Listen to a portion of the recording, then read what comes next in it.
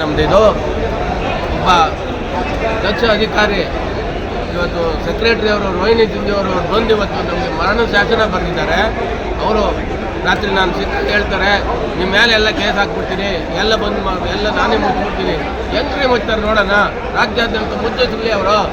ನಾವು ರಾಜ್ಯಾದ್ಯಂತ ಒಂದೇ ಒಂದು ಜಲ್ಲಿ ಅಂದ್ಕೊಂಡು ಗುತ್ತಿಗೆ ಅಥವಾ ಮನೆ ಕಟ್ಟಕ್ಕೆ ಕೊಡೋದಿಲ್ಲ ರೀ.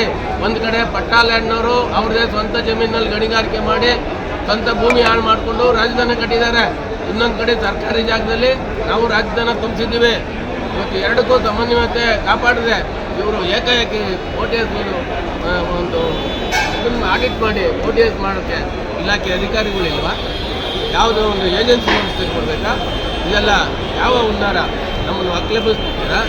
40 ಲಕ್ಷ ಜನ ಇವತ್ತು ಇದನ್ನು ಈ ಒಂದು ಉದ್ಯಮನ ಅವಲಂಬಿತರು. ನಮ್ಮದು ಒಂದು ಸರ್ವಿಸ್ ಇದೆ, ಕೊಡುಗೆ ಇದೆ.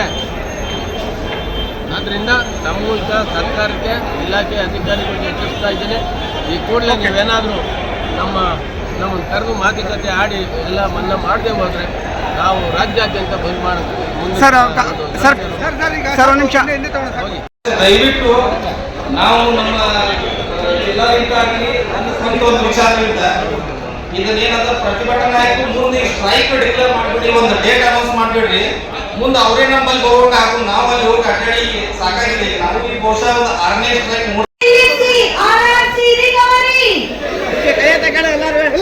ಎಲ್ಲ ಕೈಯತ್ತೆ ಜೋರ ಕೂಡಬೇಕು. ಫ್ರೀಡಮ್ ಪಾರ್ಕಿನ ಕೂಡಿ ಎಲ್ಲ ಹೋಗಬೇಕು.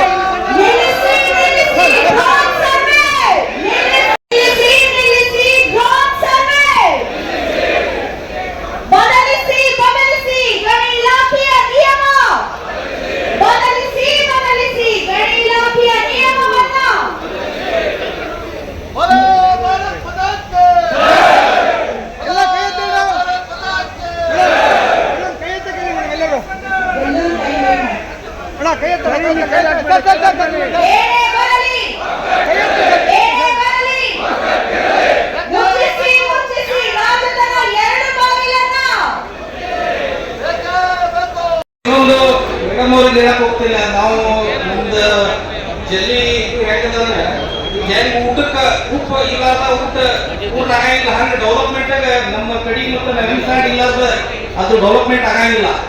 ಆ